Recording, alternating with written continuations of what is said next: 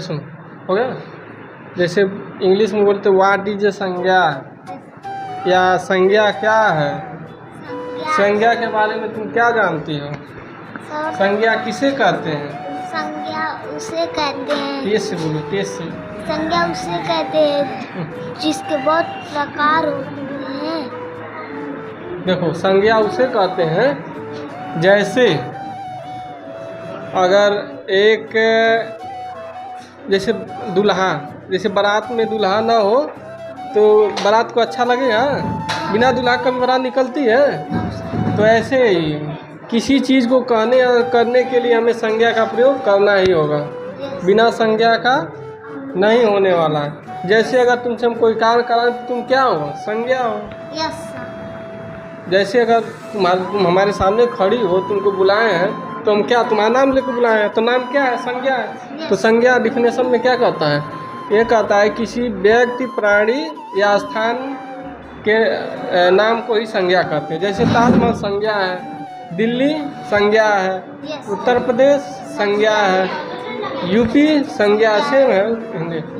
तुम्हारा नाम संज्ञा है, मेरा नाम संज्ञा है, लेकिन जब तुम कहेंगे तो नहीं संज्ञा है। प्राणी जैसे शेर संज्ञा है, बिल्ली संज्ञा है और हाथी संज्ञा है। तो वैसे संज्ञा कितने प्रकार की होती है?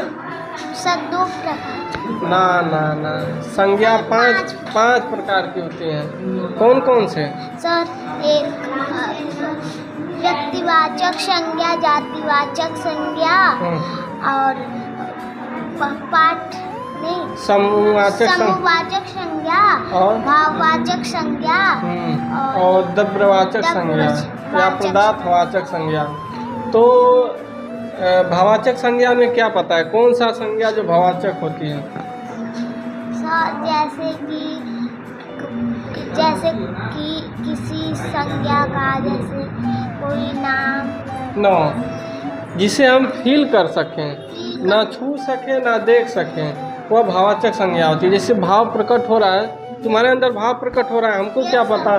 तुम सोच रही हो कि सर को हम ये चीज़ बता देंगे, मतलब क्लियरिटी बता देंगे। Yes sir. ठीक, तो उसमें तुम्हारा भाव है, उसमें हम देख नहीं सकते। जिसे देखा ना जा सके और सुना ना जा सके, वह भाववाचक संज्ञा होती है। दूसरा समूहवाचक संज्ञा। जैसे समूह, अगर तुम्हारा समूह रहेगा तो कोई तुमको, जैसे समूह की बात आ गई तो एक बात हमें याद आ गया। क्या? सुनो, जैसे एक व्यक्ति है, जैसे तुम हो, अगर तुम अपने हाथ से एक पत्थर ले लो और वही एक पत्थर से तुम किसी कुत्ते को मारो, किसको मारो? कुत्ते। तो क्या कुत्ता भागेगा कि नहीं? भागेगा ना। अगर किसी एक पत्थर से कुत्ते को मारोगे तो कुत्ता भागेगा कि नहीं? लेकिन वही मधुमक्खी को मारो तो दौड़ा ले। क्यों? क्योंकि वो समूह में है और कुत्ता अकेले है। तो समूह में रहना बहुत ज़रूरी है। जब तुम समूह में रहोगी तो तुम्हें कोई कुछ नहीं कर सकता। इसीलिए कहा जाता ना, गर्ल्स पावर बहुत, अपने आप को स्टूडेंट पावर, अपने पावर को समझो, इकट्ठा रहो।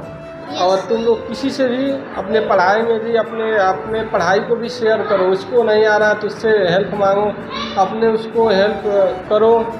मतलब जैसे देखो, एक क्रिया प्रतिक्रिया होती है, हम जैसा करेंगे वैसा ही पाएंगे। सोचो, अगर इस जैसे तुम लोग अगर आपस में अगर विद्रोह करोगे, एक दूसरे के प्रति निंदनीय होगे, सोचोगे हम उसको बता देंगे तो हमसे आगे चली जाएगी, तो ऐसा हम भी सोचने लगे कि हम तुमको बता देंगे तो फिर ज्ञान देखो, ज्ञान देने से ही ज्ञान बढ़ता है। तो अगर तुम किसी को बता रही हो, किसी को समझा रही हो, तो तुम्हारा ज्ञान और ग्रोथ हो रहा है, यानी तुम्हारे ज्ञान में और उन्नत हो रही है, वृद्धि हो रही है। तो अपने ज्ञान को और अगर उज्जवल बनाना है और मतलब अपने रखना है कुछ दिन तक, तो क्या करोगी? उसको शेयर करो, बताओ तो हम ये पढ़े ऐसे।